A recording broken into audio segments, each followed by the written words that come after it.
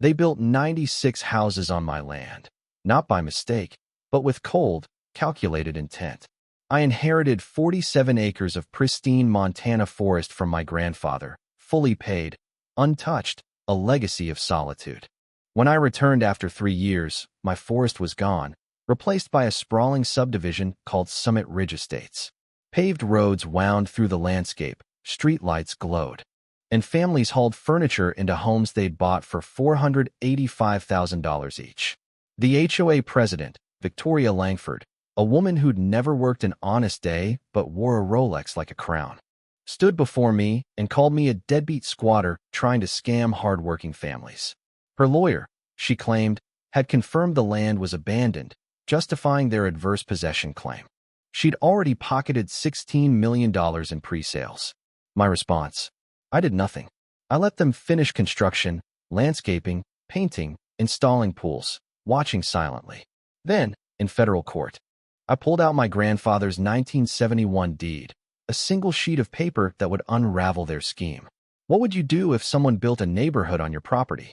Drop your state below, and let's see where my land rights family is watching from.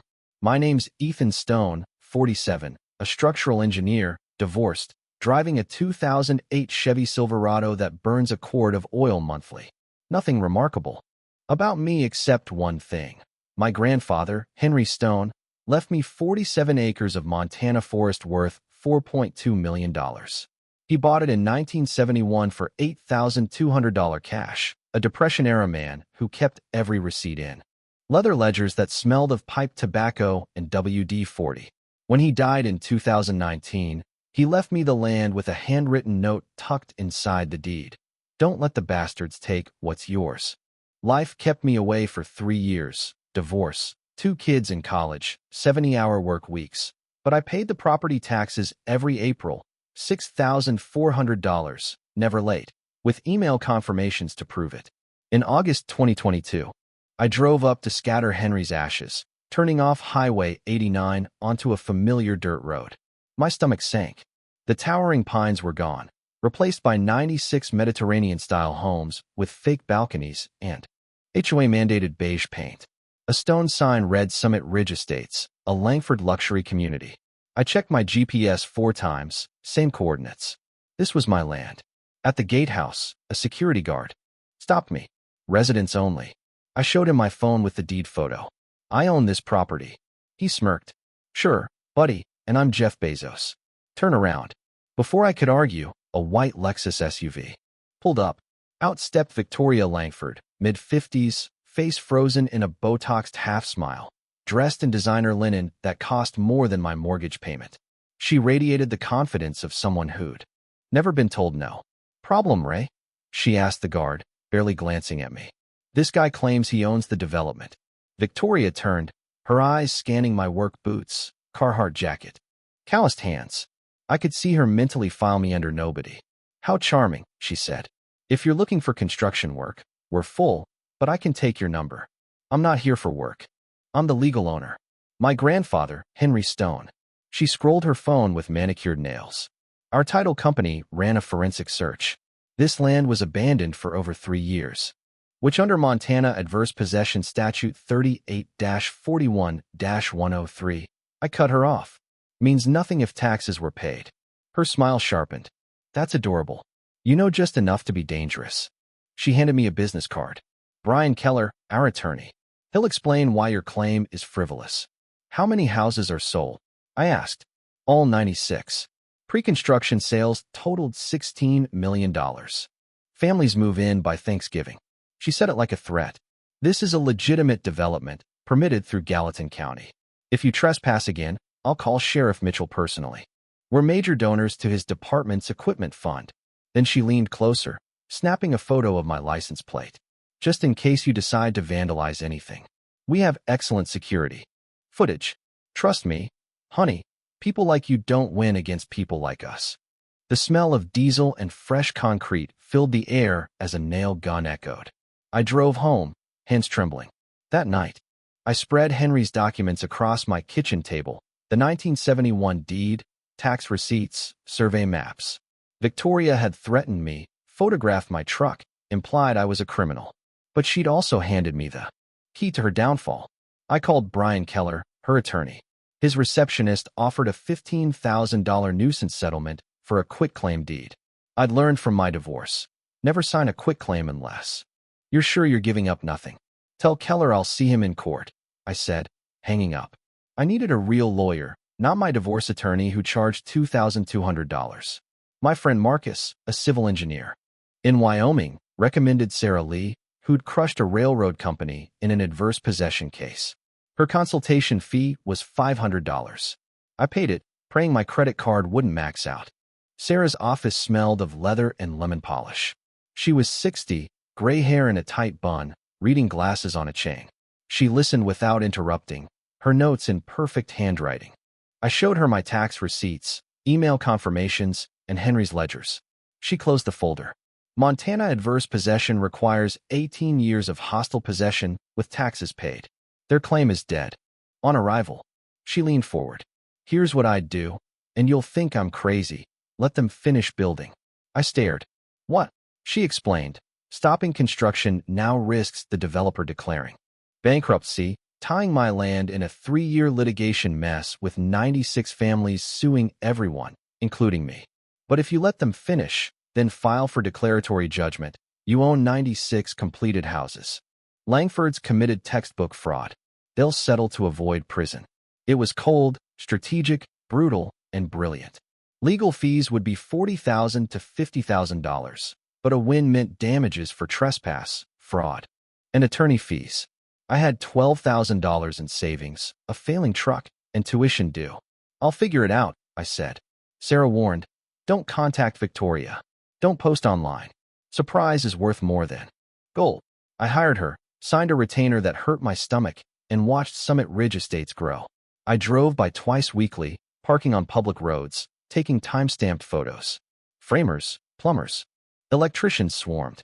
Victoria spotted me in week 3, called someone, and soon a sheriff's cruiser pulled up. Deputy Torres, young and uneasy, checked my license. Mrs. Langford says you're harassing her. I gave him my parcel number. Check Gallatin County records. I'm Ethan Stone, owner. He ran my plates, returned, and warned. She's filed a complaint. Next time, I'll have to act. Translation, she donates to the sheriff, I don't. By November, families moved in. U-Hauls, kids on scooters, pizza delivery since mixing with paint. I felt sick. These weren't villains. They were people who'd saved for down payments, chasing the American dream. Victoria sent a certified letter, 3 pages of legalese demanding I stop trespassing or face harassment charges. A photo of my truck was attached, license plate circled in red. I showed Sarah. She laughed. They're documenting their own fraud. Every threat is evidence they knew there was a dispute and kept building. I dug into Victoria's world. Langford Development LLC, registered in Delaware, screamed shady.